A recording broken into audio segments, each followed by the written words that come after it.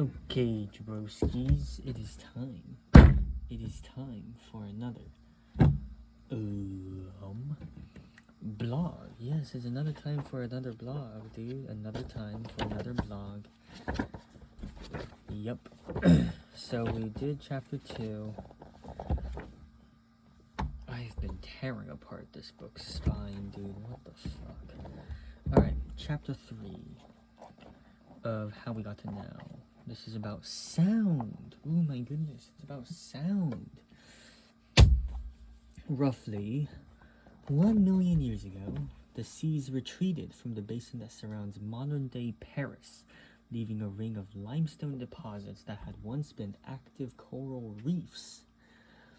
Over time, the river Cure in Burgundy slowly carved its way through some of these limestone blocks, creating a network of caves and tunnels that would eventually be festooned with stalactites and stalagmites formed by rainwater and carbon dioxide. Archaeological findings suggest that Neanderthals and early modern humans used the caves for shelter and ceremony for tens of thousands of years. In the early 1990s, an immense collection of ancient paintings was discovered on the walls of the cave complex in Arcy-sur-Cure.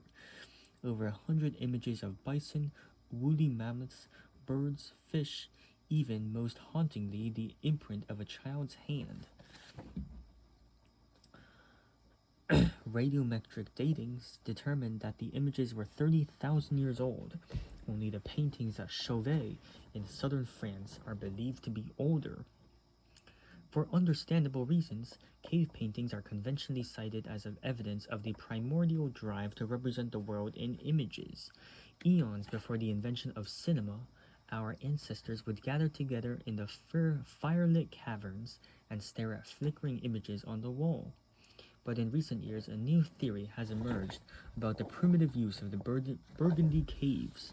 One focused not on the images of those underground passages, but rather on the sounds.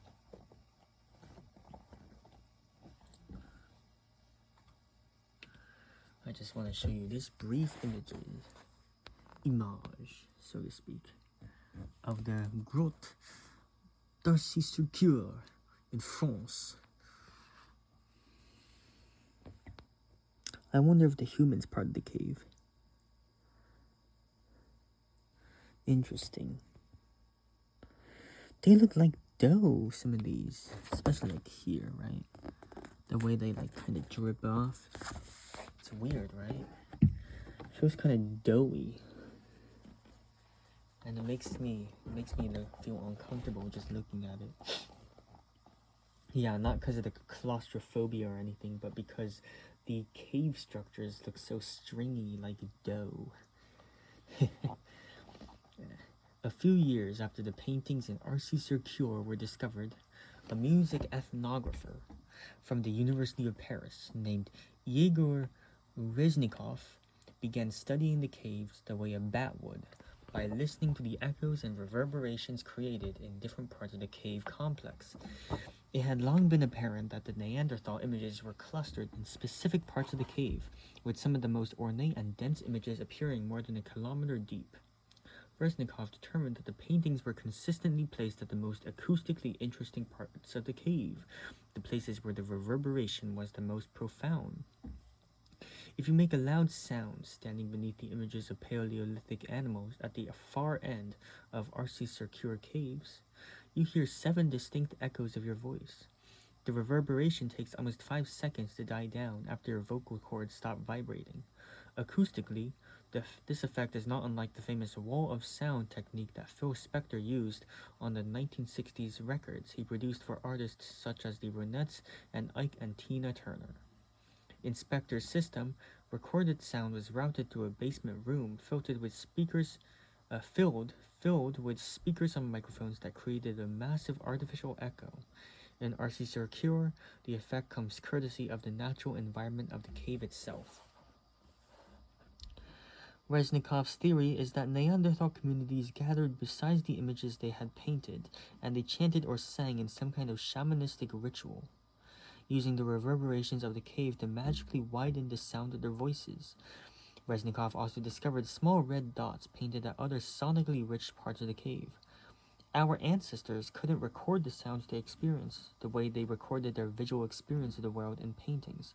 But if Reznikov is correct, these early humans were experimenting with a primitive form of sound engineering, amplifying and enhancing that most intoxicating of sounds, the human voice.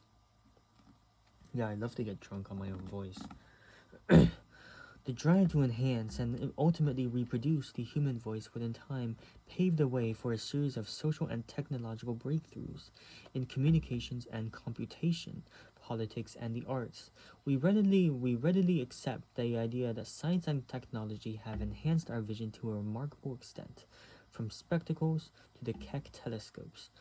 But our vocal cords, vibrating in speech and in song, have also been massively augmented by artificial means.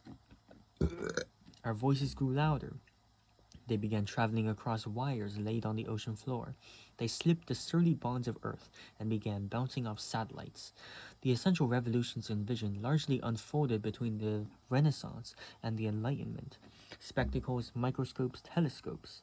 Seeing clearly, seeing very far, and seeing very close. The technologies of the voice did not arrive in full force until the late 19th century. When they did, they changed just about everything. But they didn't begin with amplification. The first great breakthrough in our obsession with the human voice arrived in the simple act of writing it down.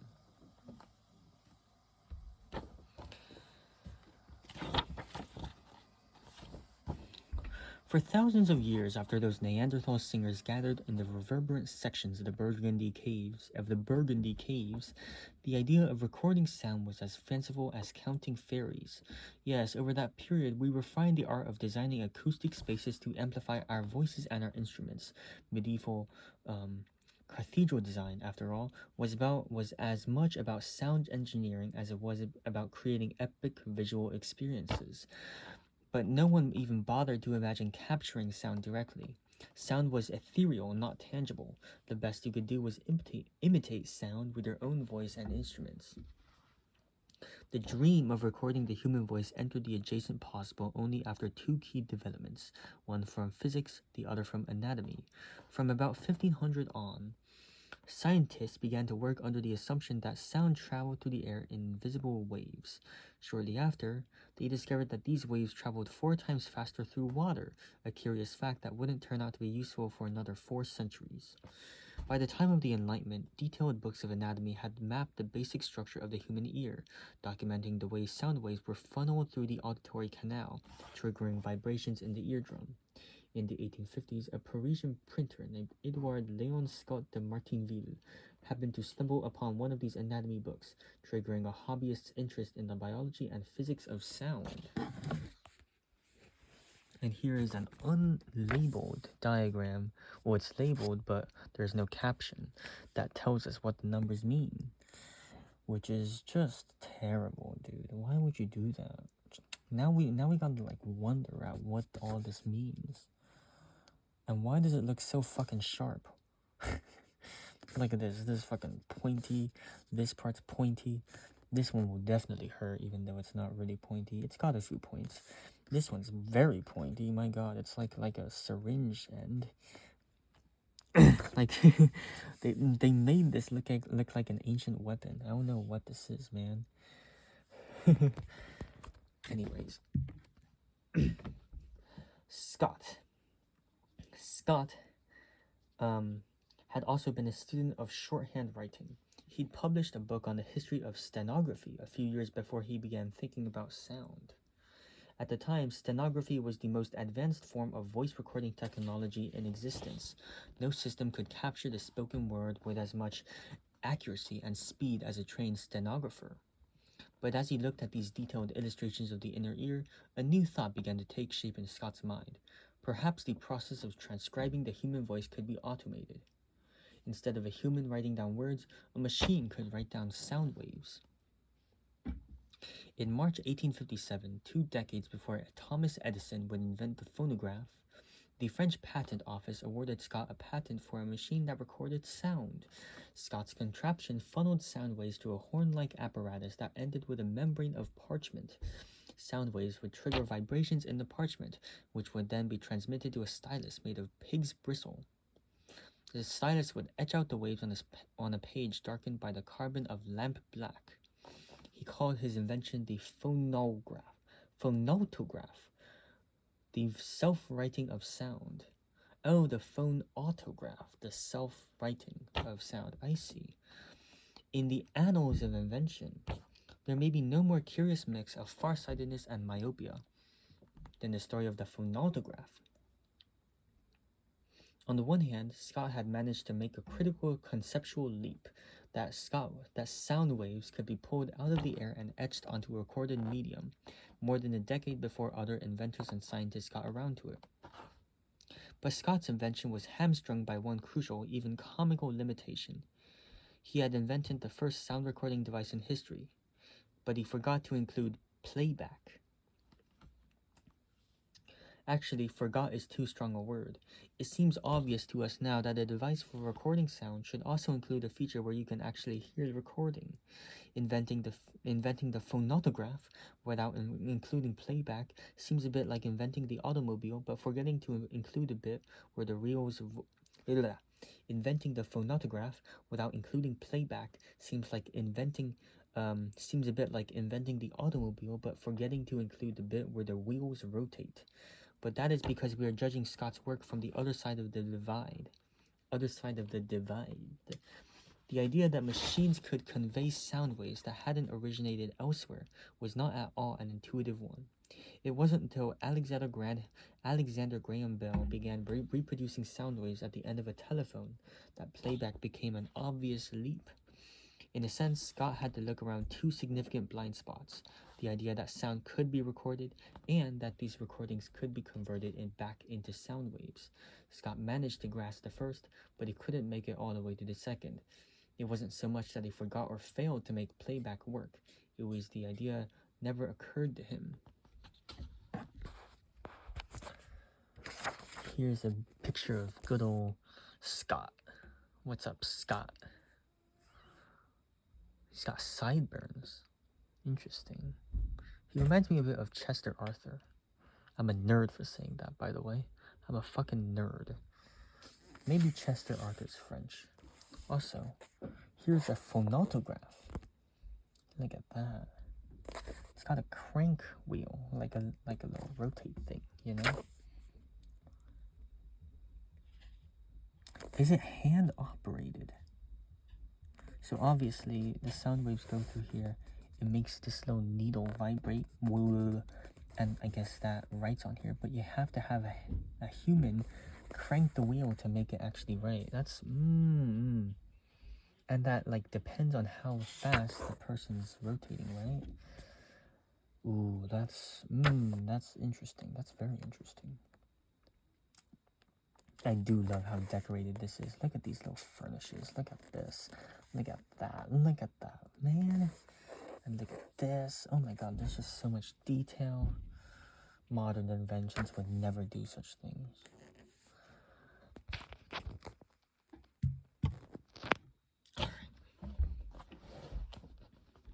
If playback was never part of Scott's plan, it is fair to ask exactly why he bothered to build a phonautograph in the first place. What good is a record player that doesn't play records? Here we confront the double-edged sword of relying on governing metaphors, of borrowing ideas from other fields and applying them in a new context. Scott got to the idea of recording audio through the metaphor of stenography, write waves instead of words.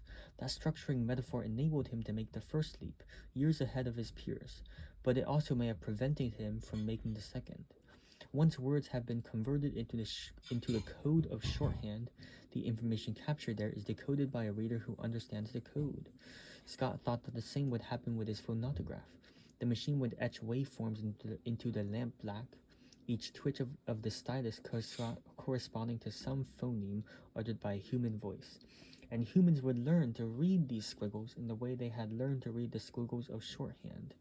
In a sense, Scott wasn't trying to invent an audio recording device at all. He was trying to invent the ultimate transcription service, only he had to learn a whole new language in order to read the transcript. It wasn't that crazy of an idea, looking back on it. Humans had proven to be unusually good at learning to recognize visual patterns. We internalize our alphabet so well we don't even have to think about reading once we've learned how to do it. Why would sound waves, once you could get them on the page, be any different? Sadly, the neural toolkit for human beings doesn't seem to include the capacity for reading sound waves by sight. 150 years have passed since Scott's invention, and we have mastered the art and science of sound to a degree that would have astonished Scott. But not a single person among us has learned to visually parse the spoken words embedded in printed sound waves. It was a brilliant gamble, but ultimately a losing one. If we were to decode recorded audio, we needed to convert it back to sound so we could do our decoding via the eardrum, not the retina. We may not be waveform readers, but we're not exactly slackers either. During the century and a half that followed Scott's invention, we did manage to invent a machine that could read the visual image of a waveform and convert it back into sound, namely computers. Just a few years ago, a team of sound historians named David Giovannoni, Patrick Feaster, Megan Hennessy, oh I love that last name, and Richard Martin discovered a trove of Scott's phonautograph in the Academy of Sciences in Paris, including one from April 1860 that had been marvelously preserved. Giovannoni and his colleagues scanned the faint erratic lines that had been first scratched into the lampblack when Lincoln was still alive. They converted that image into a digital waveform, then played it back through computer speakers. At first, they thought they were hearing a woman's voice singing the French folk song Au clair de la lune, but later they realized they had been playing back the audio at double its recorded speed. When they dropped it down to the right tempo, a man's voice appeared out of the crackle and hiss. Edward Leon Scott de Martinville, warbling from the grave.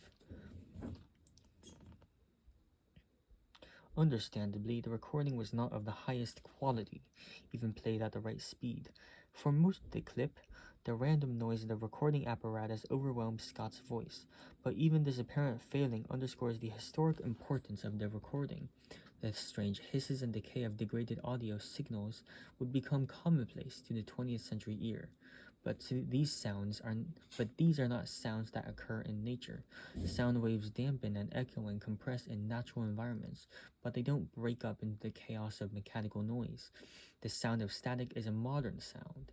Scott captured it first, even if it took a century and a half to hear it. But Scott's blind spot would not prove to be a complete dead end.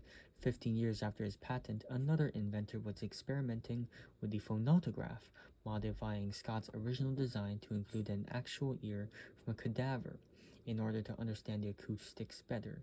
Through his tinkering, he hit upon a method for both capturing and transmitting sound. His name was Alexander Graham Bell.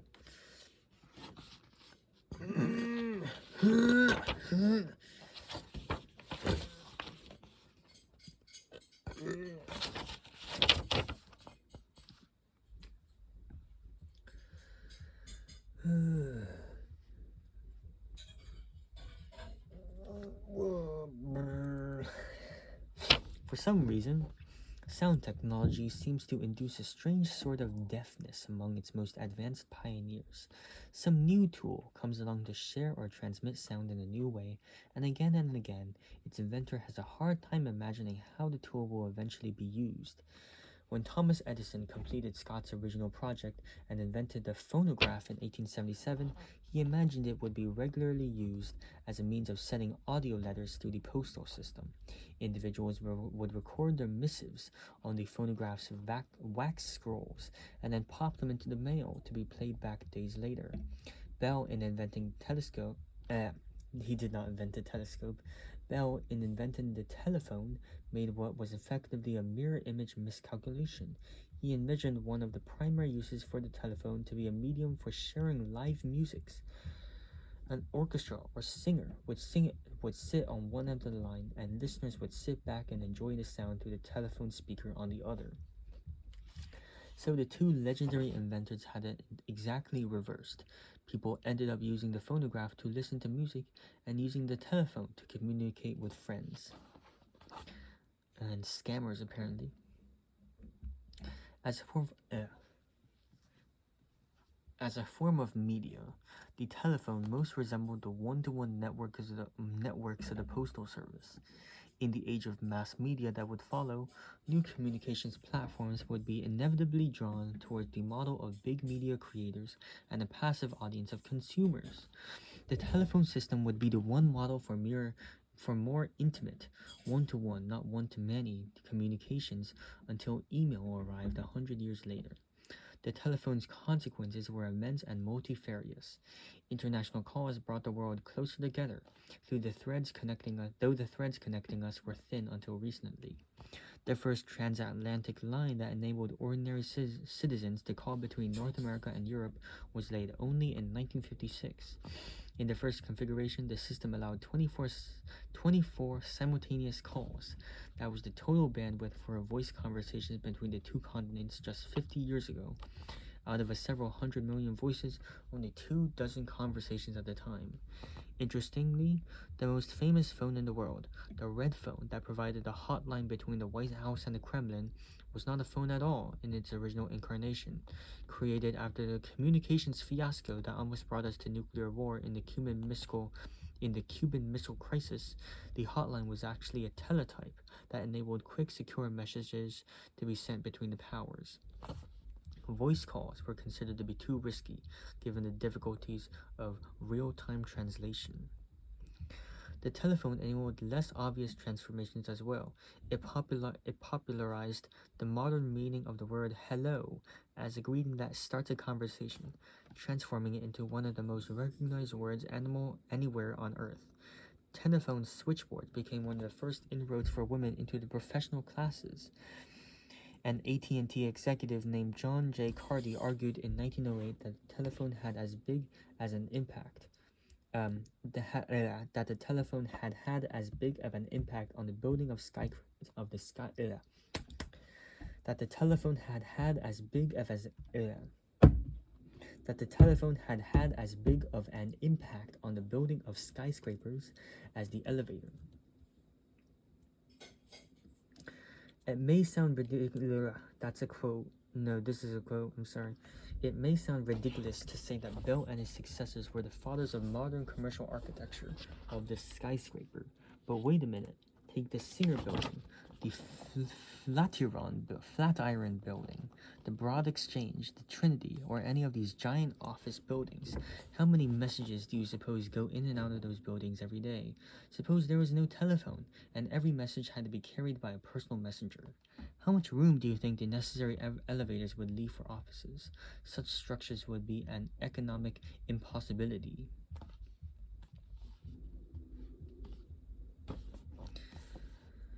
But perhaps the most significant legacy of the telephone lay in a strange and marvelous organization that grew out of it. Bell Labs, an organization that would play a crucial role in creating almost every major technology of the 20th century. Radios, vacuum tubes, transistors, televisions, solar cells, coaxial cables, laser beams, microprocessors, computers, cell phones, fiber optics, all these essential tools of modern life descend from ideas originally generated at Bell Labs. Not for nothing was it known as the Idea Factory. The interesting question about Bell Labs is not what it invented. The real question is why Bell Labs was able to create so much of the 20th century. The definitive history of Bell Labs, John Gertner's The Idea Factory, reveals the secret to the lab's unrivaled success.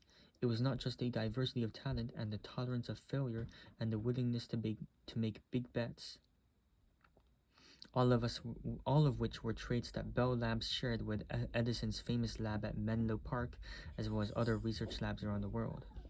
What made Bell Labs fundamentally different had as much to do with antitrust law as the geniuses it attracted.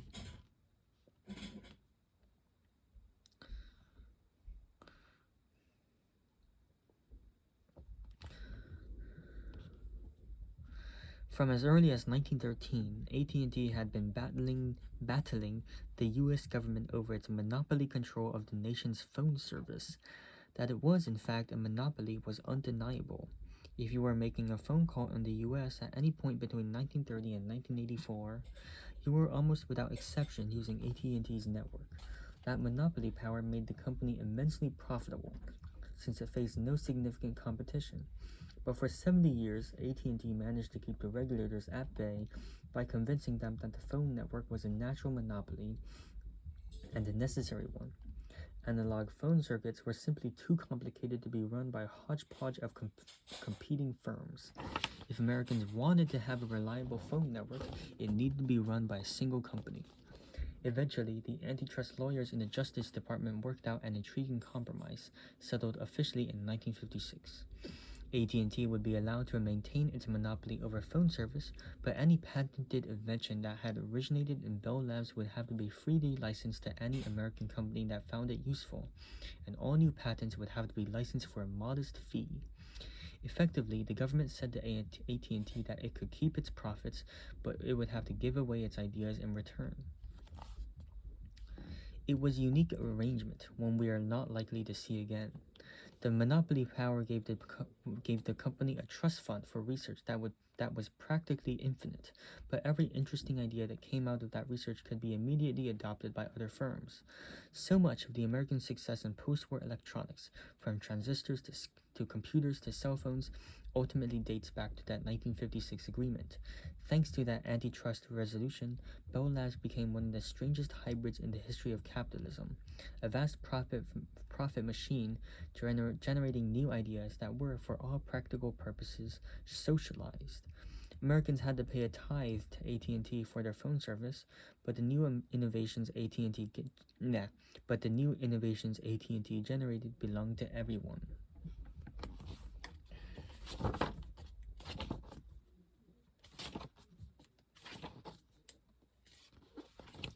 Jeez, how are these fucking chapters so damn long? I have to read until what? Oh my god, I have to read like 20 more pages. One of the most transformative breakthroughs in the history of Bell Labs emerged in the years leading up to the 1956 agreement. For understandable reasons, it received almost no attention at the time. The revolution it would ultimately enable was almost half a century in the future, and its very existence was a state secret, almost as closely guarded as the Manhattan Project. But it was a milestone nonetheless, and once again it began with the sound of the human voice. The innovation that had created Bell Labs in the first place, Bell's telephone, had ushered us across a crucial threshold in the history of technology. For the first time, some component of the physical world had been represented in electrical energy in a direct way.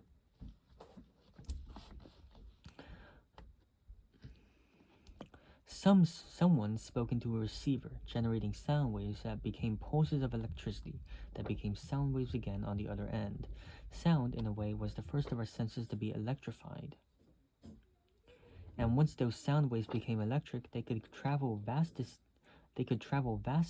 distances at astonishing speeds. But as magical as these electrical signals were, they were not infallible. Traveling from city to city over copper wires, they were vulnerable to decay, signal loss, and noise. Amplifiers, as we will see, helped combat the problem, boosting signals as they traveled down the line. But the ultimate goal was a pure signal, some kind of perfect representation of the voice that wouldn't degrade as it wound its way through the telephone network. Interestingly, the path that ultimately led to that goal began with a different objective, not keeping our voices pure, but keeping them secret. During World War II, the legendary mathematician Alan Turing and Bell Labs' A.B. Clark collaborated on a secure communications line, codenamed SIG-SALY, or just SIGSALY, that converted the sound waves of human speech into mathematical expressions. SIG-SALY recorded the sound wave 20,000 times a second, capturing the amplitude and frequency of the wave at that moment. But that recording was not done by converting the wave into an electrical signal or a groove in a wax cylinder. Instead, it turned the information into numbers, encoded it in the binary language of zeros and ones. Recording, in fact, was the wrong word for it. Using a term that would become common parlance among hip-hop and electronic musicians 50 years later, they called this process sampling. Effectively, they were taking snapshots of the sound wave 20,000 times a second, only those snapshots were written down in zeros and ones. Working with digital samples made it much easier to transmit them securely. Anyone looking for traditional analog signal would just hear a blast of digital noise.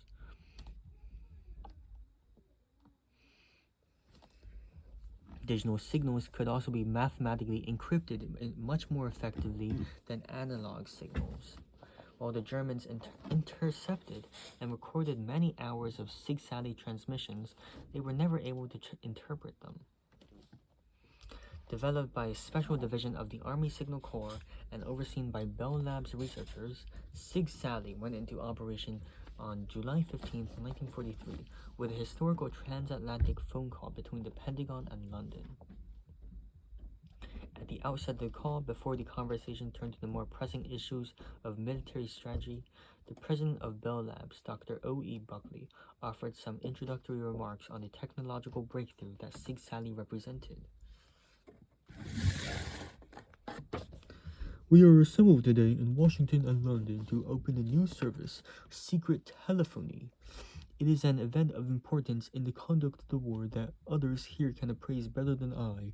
As a technical achievement, I should like to point out that it may be counted among the major advances in the art of telephony. Not only does it represent the achievement of a goal long sought, complete secrecy in radio telephone transmission, but it represents the first practical application of new methods of telephone transmission that promise to have far-reaching effects. If anything, Buckley underestimated the significance of these new methods. Sigsali was not just a milestone in telephony, it was a watershed moment in the history of media and communications more generally. For the first time, our experiences were being digitized. The technology behind Sigsali would continue to be useful in supplying secure lines of communication. But the truly disruptive force that it unleashed would come from another strange and wonderful property it possessed. Digital copies could be perfect copies. With the right equipment, digital samples of sound could be transmitted and copied with perfect fidelity. So much of the turbulence of the modern media landscape, the reinvention of the music business that began with file-sharing services such as Napster, the rise of streaming media, and the breakdown of traditional television networks, dates back to the digital buzz of the Green Hornet. That's the code name for Sigsali. If the robot historians of the future had to mark one moment where the digital age began, the computational equivalent of the 4th of July or Bastille Day, that transatlantic phone call on July 1943 would certainly rank high on the list. Once again, our drive to reproduce the sound of the human voice had expanded the adjacent possible. For the first time, our experience of the world was becoming digital.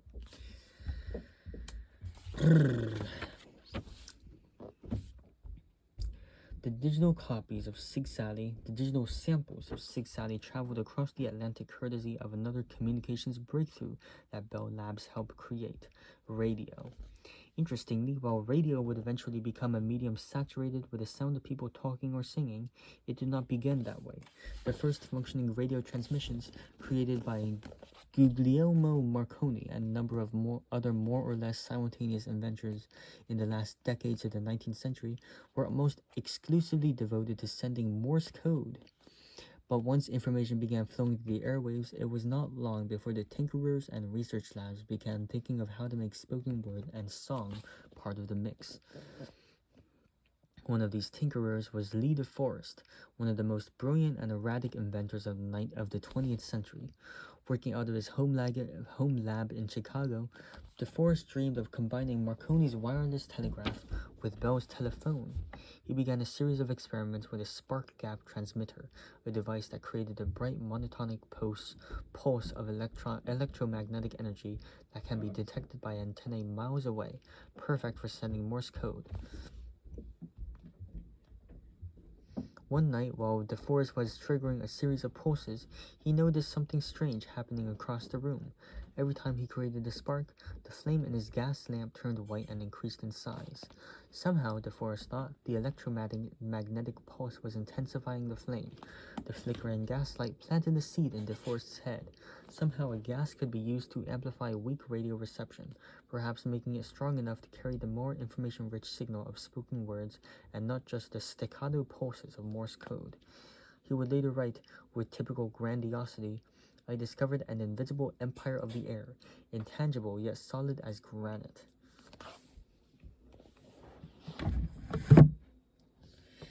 Ow.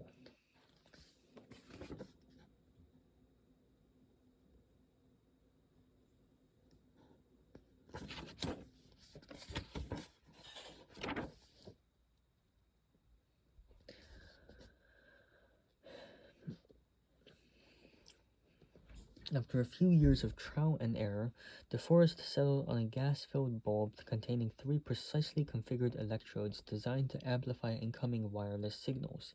He called it the Audion. As a transmission device for the spoken word, the Audion was just powerful enough to transmit intelligible signals.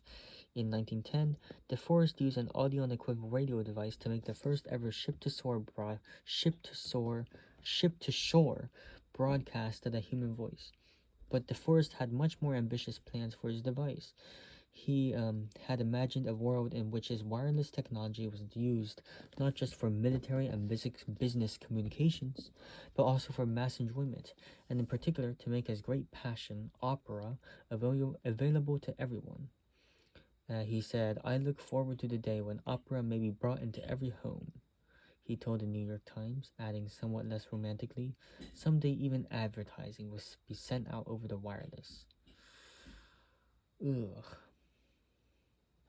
On January 13, 1910, during a performance of Tosca by New York's Metropolitan Opera, DeForest hooked up a telephone microphone in the hall to a transmitter on the roof to create the first live public radio broadcast. Arguably the most poetic of modern inventors, DeForest would later describe his vision for the broadcast. The ether wave passing over the tallest towers, and those who stand between are unaware of the silent voices which pass them on either side. And when it speaks to him, the strains of some well-loved earthly melody, his wonder grows.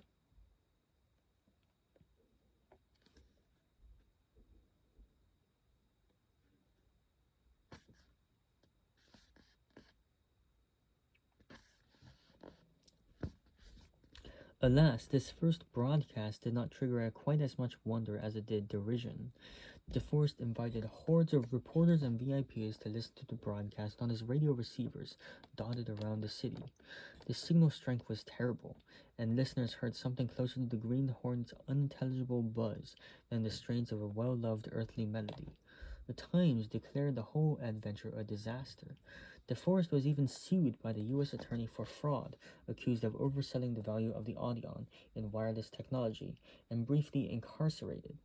Needing cash to pay his legal bills, DeForest sold the Audion patent at a bargain price to AT&T. When the researchers at Bell Labs began inventing the Audion, they discovered something extraordinary. From the very beginning, Lee DeForest had been flat out wrong about most of what he was inventing. The increase in the gas flame had nothing to do with electromagnetic radiation. It was caused by sound waves from the loud noise of the spark. Gas didn't detect and amplify a radio signal at all. It made the device less effective. But somehow, lurking behind all of DeForest's accumulation of errors, a beautiful idea was waiting to emerge. Over the next decade, engineers at Bell Labs and elsewhere modified his basic 3-electrode design, removing the gas from the bulb so that it sealed a perfect vacuum, transforming it into both a transmitter and a receiver. The result was the vacuum tube, the first great breakthrough of the electronics revolution, a device that would boost the electrical signal of just about any technology that needed it. Television, radio, radar, sound recording, guitar amplifiers, x-rays, microwave ovens, the secret telephony of Sig Sally, the first digital computers, all would rely on vacuum tubes. Oh my god. But the first mainstream technology to bring the vacuum tube into the home was radio. In a way, it was the realization of DeForest's dream, an empire of air transmitting well-loved melodies into living rooms everywhere.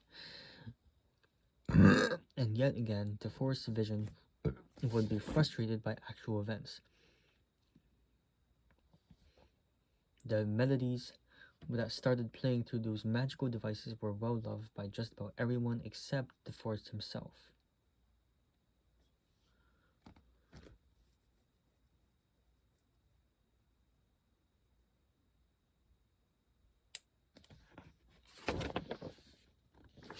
Oh, because it was an opera.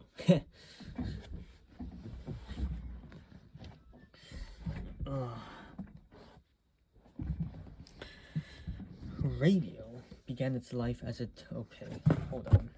I gotta show you the picture of DeForest. DeForest. Look at those fucking bushy ass eyelashes. And he's standing in front of. Look at this. What in the world? It looks like a fucking. I was gonna say it looked like one of those like those things that the eye doctor fits to your face when he's trying to like fit sunglasses to you, you know. But it's less complicated than that. Let's continue. Radio began its life as a two-way medium, a practice that continues to this day as ham radio. Individual hobbyists talking to one another over the airwaves, occasionally eavesdropping on other conversations. But by the early 1920s, the broadcast model that would come to dominate the technology had evolved. Professional stations began delivering packaged news and entertainment to consumers who listened on radio receivers on their homes. Almost immediately, something entirely unexpected happened.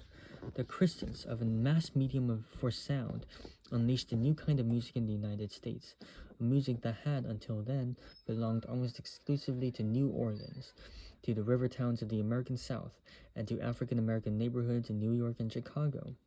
Almost overnight, radio made jazz a national phenomenon. Musicians such as Duke Ellington and Louis Armstrong became household names. Ellington's band performed weekly national broadcasts from the Cotton Club in Harlem starting in the late 1920s. Armstrong became the first African American to host his own national radio show shortly thereafter.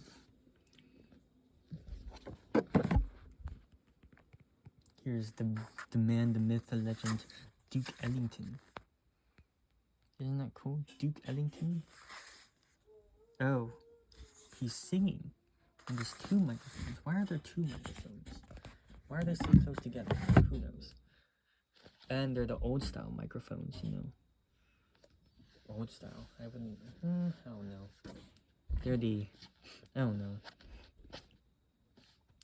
All of this horrified Lee DeForest, who wrote a characteristically Baroque denunciation to the National Association of Broadcasters. "What have you done with my child, the radio broadcast? You have debased this child, dressed him in rags of ragtime, tatters of jive and boogie-woogie." What the fuck, dude? Rags of ragtime. In fact, the technology that DeForest had helped invent was intrinsically better suited to jazz than it was to classical performances. Jazz punched through the compressed, tinny sound of early AM radio speakers. The vast dynamic range of a symphony was largely lost in translation. The blast of Satchmo's trumpet played better on the radio than the subtleties of Schubert. The collision of jazz and radio created, in effect, the first surge of a series of cultural waves that would wash over 20th century society. A new sound that has been slowly incubating in some small section of the world, New Orleans in the case of jazz, finds its way onto the mass medium of radio, offending the grown-ups and electrifying the kids. Yeah, where have we seen that before? The channel first carved out by jazz would be subsequently followed by rock and roll from Memphis, British pop from Liverpool, rap and hip-hop from South Central and Brooklyn. Something about radio and music seems to have encouraged this pattern in a way that TV and film did not. Almost immediately after a national medium emerged for sharing music, subcultures of sound began flourishing on that medium. There were underground artists before radio, impoverished poets and painters, but radio helped create a template that would become commonplace, the underground artist who becomes an overnight celebrity.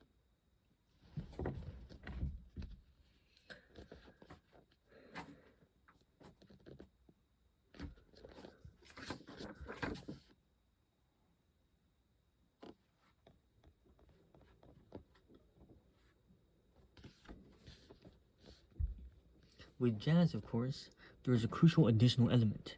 The overnight celebrities were, for the most part, African Americans. Ellington, Armstrong, Ella Fitzgerald, Billie Holiday, it was a profound breakthrough.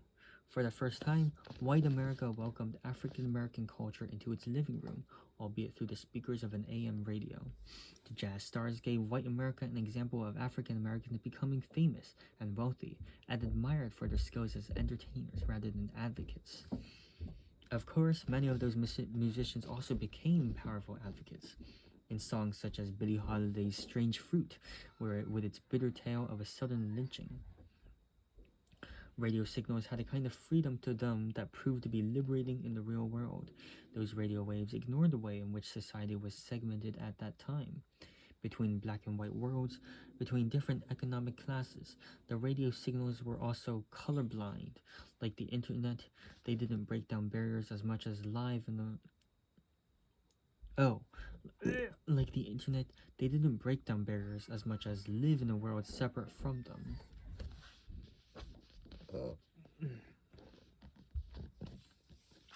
The birth of the civil rights movement was intimately bound up in the spread of jazz music throughout the United States. It was, for many Americans, the first cultural common ground between black and white America that had been largely created by African Americans. That in itself was a great blow to segregation. Martin Luther King Jr. made the connection explicit in remarks he delivered at the Berlin Jazz Festival in 1964. It is no wonder that so much of the search for identity among it is no wonder that so much of the search for identity among American Negroes was championed by jazz musicians. Long before the modern essayists and scholars wrote of racial identity as a problem for the multiracial world, musicians were returning to their roots to affirm that which was stirring within their souls. Much of the power of our freedom movement in the United States has come from this music. It has strengthened us with its sweet rhythms when courage began to fail. It has calmed us with its rich harmonies when spirits were down, and now jazz is exported to the world. Interesting.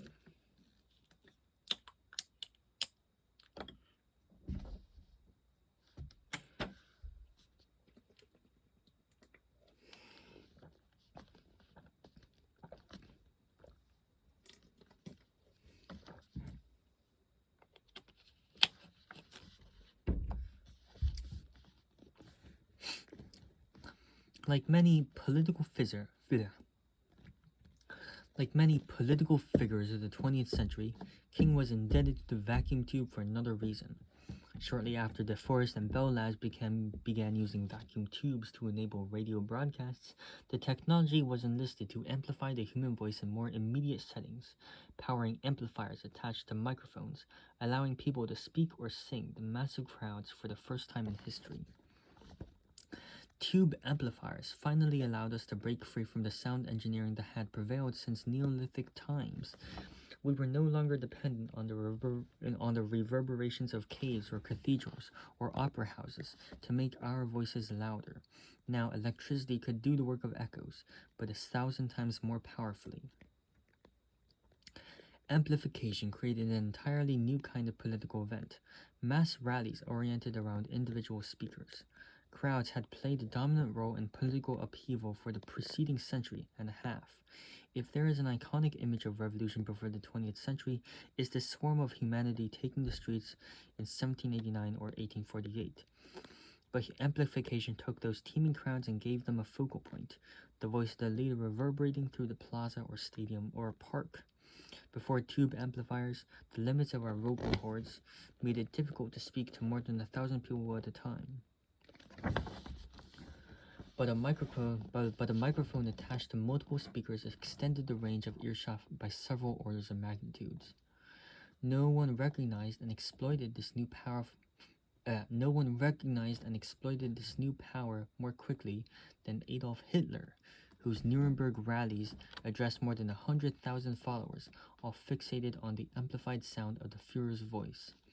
Removing the microphone and amplifier from the toolbox of 20th century technology, and to remove one of the century's most defining forms of political organization, from Nuremberg to I Have a Dream. Tube amplification enabled the musical equivalent of political rallies as well. The Beatles playing Shea Stadium, Woodstock, Live Aid. But the idiosyncrasies of vacuum tube technology also had a more subtle effect on 20th century music, making it not just loud but making it noisy. It is hard for those of us who have lived in the post-industrial world our entire lives to understand just how much a shock the sound of industrialization was to human ears a century or two ago. An entirely new symphony of discords suddenly entered the realm of everyday life, particularly in large cities. The crashing, clanging of metal on metal, the white noise blast of the steam engine. The noise was, in many ways, as shocking as the crowds and the smells of the big cities.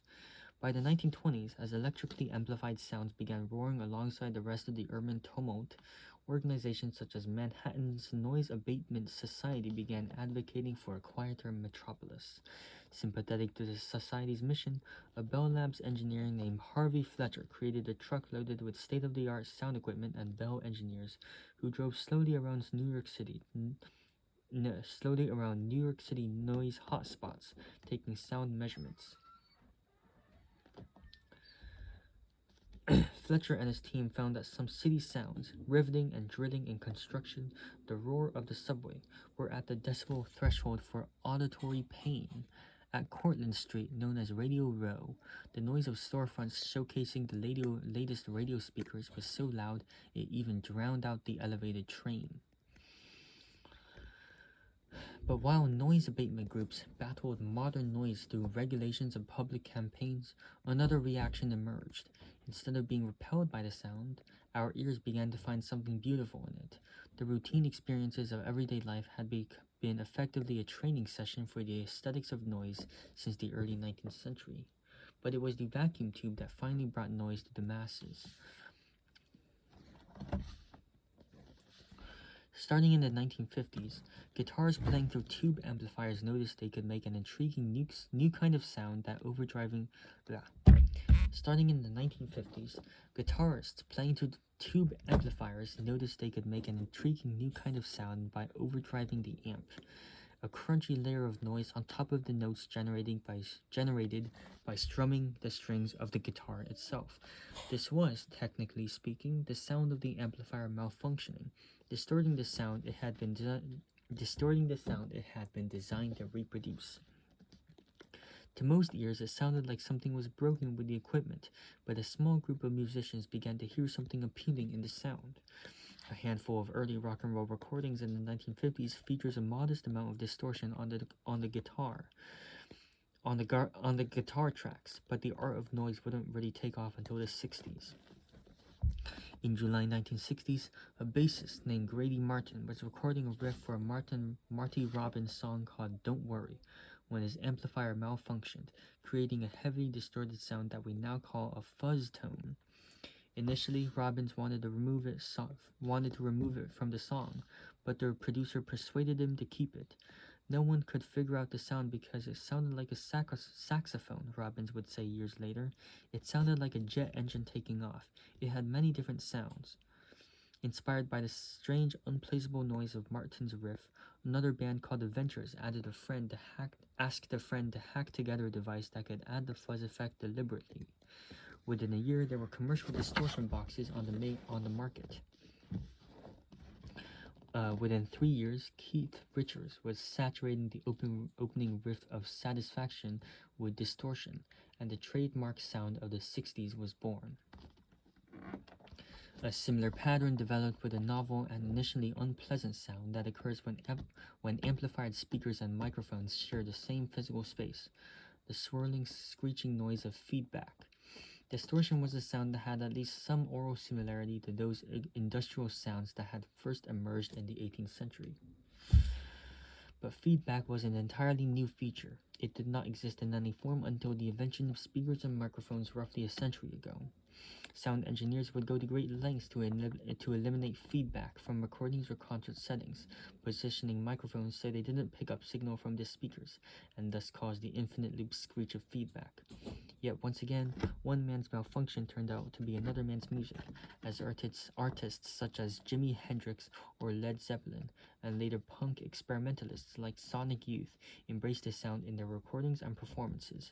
In a real sense, Hendrix was not just playing the guitar on those feedback-soaked recordings in the late 1960s. He was creating a new sound that drew upon the vibrations of the guitar strings, the microphone-like pickups on the guitar itself, and the speakers, building on the complex and unpredictable interactions between those three technologies.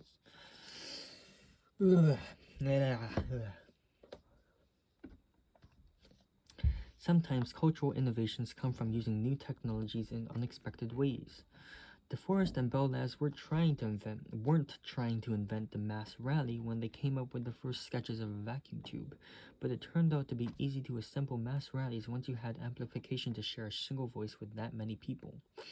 But sometimes the innovation comes from a less likely approach, by deliberately exploiting the malfunctions, turning noise and error into a useful signal. By every genuinely new technology has a genuinely new way of breaking, and every now and then those malfunctions open a new door in the adjacent possible.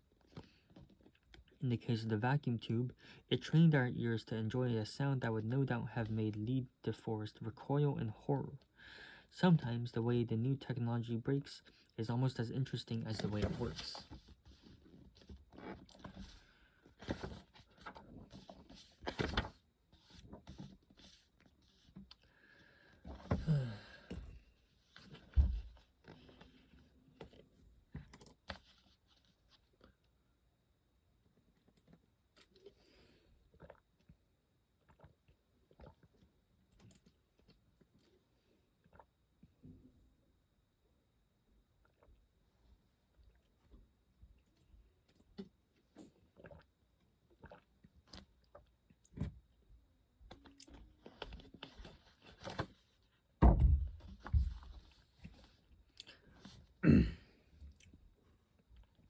From the Neanderthals chanting in the Burgundy caves, to Edouard Leon Scott Martinville warbling in his phonograph, to Duke Ellington broadcasting from the Cotton Club, the story of sound technology has always been about extending the range and intensity of our voices and our ears.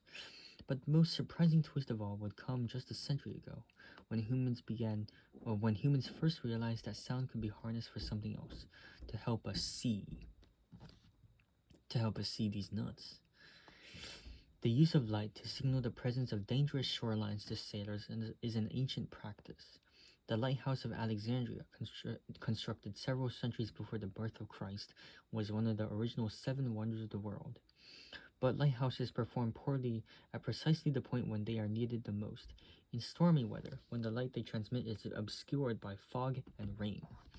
Many lighthouses employed warning bells as an additional signal, but those too could be easily drowned out by the sound of a roaring sea. Yet sound waves turn out to have an intriguing physical property.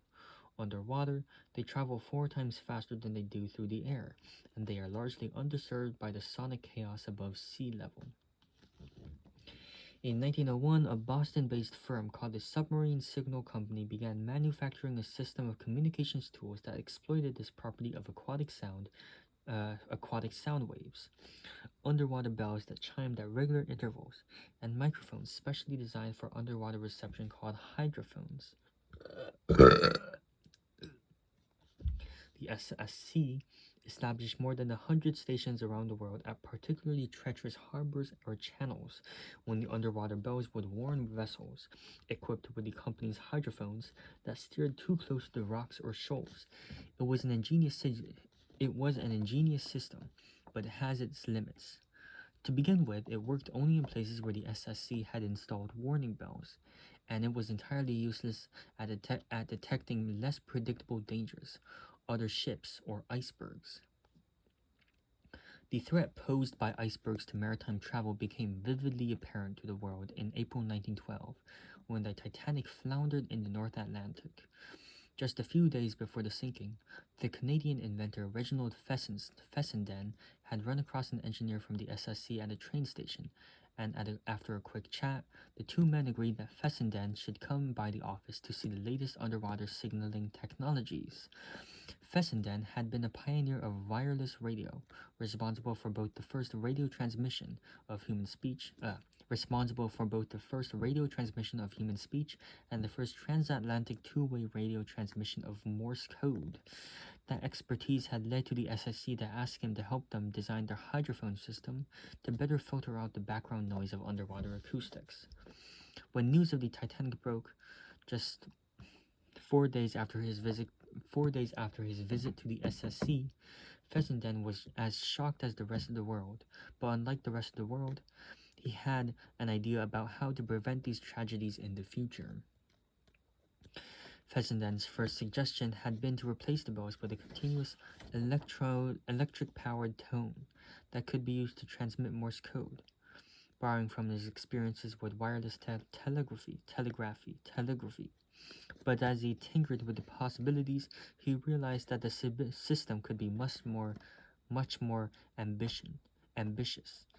Instead of merely listening to sounds generated by specifically designed and installed warning posts, Fessenden's device would generate its own sounds on board the ship and listen to the echoes created as those new sounds bounced off objects in the water, much as dolphins use echolocation to navigate their way around the ocean. Borrowing the same principles that had attracted the cave chanters to the unusually reverberant sections of the RC. Give me a second. Borrowing the same principles that had attracted the cave chanters to the unusually reverberant sections of the RCD Circular caves, Fessenden tuned the device that it would resonate with only a small section of the frequency spectrum, right around 540 Hz, allowing it to ignore all the background noise of the aquatic environment. After calling it somewhat disturbingly his vibrator for a few months, he ultimately dubbed it the Fessenden Oscillator. Hey, I'm using my vibrator tonight. Let me just show you a picture of Fessenden, dude. Imagine this guy saying that he's gonna use his vibrator, dude. What the hell? It's not just that it isn't a woman. It's a big-ass, like, cigar smoking. Is that a cigar? I think that's a pencil. Fucking quite rotund, mustachioed man saying that he's gonna use his vibrator. Bruh. It was a system for both sending and receiving underwater telegraphy and the world's first functional sonar device. Once again, the timing of world historical events underscored the need for Fessenden's contraption. Just a year after he completed his first working prototype, World War I erupted. The German U-boats roaming the North Atlantic now posed an even greater threat to maritime travel than the Titanic's iceberg. This threat was particularly acute for Fessenden, who, as a Canadian citizen, was a fervent patriot of the British Empire. But the United States was still 2 years away from joining the war, and the executives at the SSC didn't share his allegiance to the Union Jack. Faced with the financial risk of developing two revolutionary new technologies, the company decided to build and market the oscillator as a wireless telegraphy device exclusively. Fessenden ultimately traveled on his own dollar all the way to Portsmouth, England, to try to persuade the Royal Navy to invest in his oscillator, but they were too dubious of this miracle invention. Fessenden would later write, "I pleaded with them to just let us open the box and show them what the apparatus was like, but his pleas were ultimately ignored. Sonar would not become a standard component of naval warfare until World War II. By the armistice in 1918, upwards of 10,000 lives had been lost to the U-boats. The British, and eventually the Americans, had experimented with countless offensive and defensive measures to ward off these submarine predators. But ironically, the most valuable defensive weapon would have been a simple 540 Hz sound wave bouncing off the hull of the attacker. In the second half of the 20th century, the principles of echolocation would be employed to do far more than detect icebergs and submarines. Fishing vessels and amateur fishers used variations of Fessenden's oscillator to detect their catch. Scientists used sonar to explore the last great mysteries of their oceans, revealing hidden landscapes, natural resources, and fault lines. 73 years after the sinking of the Titanic-inspired Reginald Fessenden to dream up the first sonar, a team of American and French researchers used sonar to discover the vessel on the Atlantic seabed, 12,000 feet below the surface. But Fessenden's innovation had the most transformative effect on dry land, where ultrasound devices, using sound to see into a mother's womb, revolutionized prenatal care, allowing today's babies and their mothers to be routinely saved from complications that had been fatal less than a century ago. Fessenden had hoped his idea, using sound to see, might save lives. While he couldn't persuade the authorities to put it to use in detecting U-boats, well, didn't eventually serve that role? I don't know. The oscillator did end up saving millions of lives, both at sea and in a place Fessenden would never have expected, the hospital. Of course, ultrasound's most familiar use involves determining the sex of a baby early in a pregnancy. We are accustomed now to think of information in binary terms, a 0 or a 1, a circuit connected or broken. But in all of life's experiences, there are a few binary crossroads like the sex of your unborn child. Are you going to have a girl or a boy? How many life-changing consequences flow out of that simple unit of information? Like many of us, my wife and I learned the gender of our children using ultrasound. We now have other, more accurate means of determining the sex of a fetus. But we found our way to that knowledge first by bouncing sound waves off the growing body of our unborn child. Like the Neanderthals navigating the caves of Arcy-sur-Coeur, echoes led the way. Jesus Christ, how corny. There is, however, a dark side to that innovation. The introduction of ultrasound in countries such as China, with a strong cultural preference for male offspring, has led to a growing practice of sex-selective abortions. An extensive supply of ultrasound machines was introduced throughout China in the early 1980s, and while the government shortly thereafter officially banned the use of ultrasound to determine sex, the backdoor use of that technology for sex selection is widespread. By the end of the decade, the sex ratio at birth in hospitals throughout China was almost 110 boys to every 100 girls, with some provinces recording ratios as high as 118 to 100. This may be the most astonishing and tragic hummingbird effects in all of 20th century technology.